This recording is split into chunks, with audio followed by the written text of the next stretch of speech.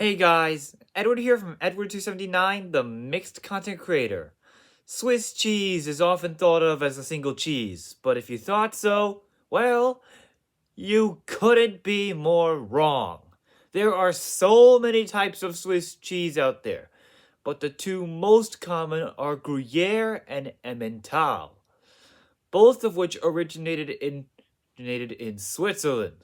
But what's actually the difference between the two, and which one's actually worth your hard-earned money? Watch this video to find out. But before we begin, I should say that unlike my other comparison video about chocolate, link in the description below, this comparison video will be arranged as a competition between the two cheeses. So it's Emmental versus Gruyere. Which is the superior Swiss cheese? These two cheeses will be compared in 4 categories: availability, taste and texture, nutrition and health, and versatility. So without further ado, let's get the Swiss cheese showdown started. Round 1. Availability.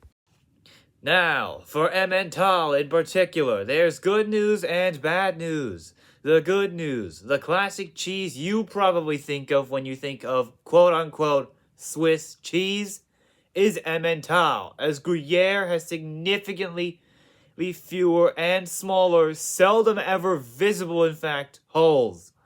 But the bad news, authentic Emmental is shockingly rare, as a lot of the so-called quote-unquote Emmental cheeses in American supermarkets in particular is actually fake. So if you buy something labeled just quote-unquote Swiss cheese in an American supermarket, there's a good chance, and it's likely just an American-made fake. And while you can find Emmental seemingly authentically made in Switzerland, even still, some can be fake if you're not careful. That's not to say Gruyere doesn't have a lot of fake copycats, though. And when it comes to availability, Emmental still pulls ahead despite the crazy amount of fakes. Emmental 1, Gruyere 0. Round 2. Taste and texture. Now, to be fair, Emmental and Gruyere are rather similar overall, but taste is one of the biggest differences.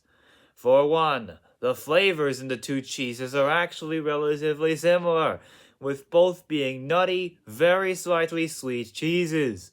Secondly, however, there are differences, as Gruyere has a stronger and more earthy flavor, while Emmental isn't as buttery because of a lower fat content. Lastly, however, both are semi-hard cheeses, meaning the difference in texture isn't as pronounced as with the flavor differences. Overall, I'll leave it as a plain draw for this one, as taste is very subjective, and what's delicious just to one person can be absolutely disgusting to another. So this round is a draw. Emmental 2, Gruyere 1. Round 3. Nutrition. Now, nutrition-wise, both cheeses are very similar, but one of the two would end up breaking the draw in this one. And initially, it's Emmental, as Emmental Swiss cheese just barely pulls ahead of Gruyere for containing ever so slightly less sodium, fat, and calories. On the other hand, Gruyere contains more protein than Emmental. As in 100 grams of Gruyere, there's 30 grams of protein, while in 100 grams of Emmental, there's only 28.6. As for vitamins and minerals, both are superb sources of the mineral calcium, as are most dairy products, but Gruyere pulls ahead yet again, with Gruyere containing a whopping 101% of one's daily value of calcium, while Emmental contains only 90% of one's daily value.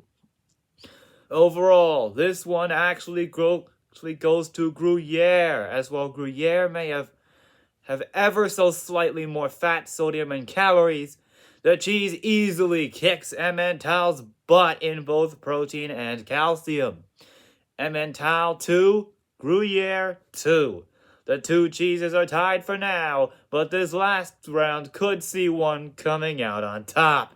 Round 4, Versatility.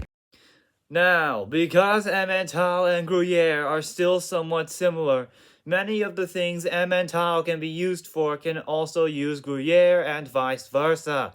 However, Emmental, due to its milder flavor, is often eaten cold, such as in sandwiches or just as is sometimes with fruit or nuts.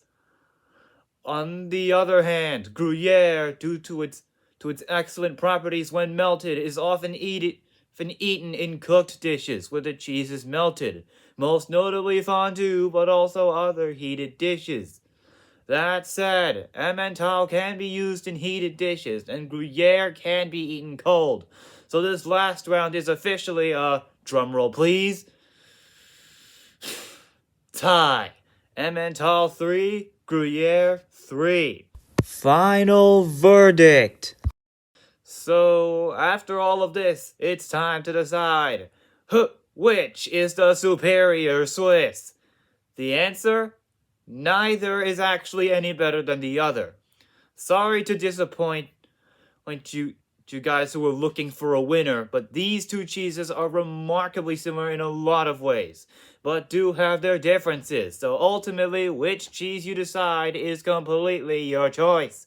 And I am totally not stopping you from enjoying whichever of the two you like.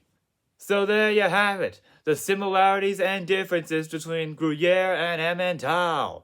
We hope you enjoyed this video. As always, make sure to like, share, and subscribe, and I'll see you in the next video. Bye!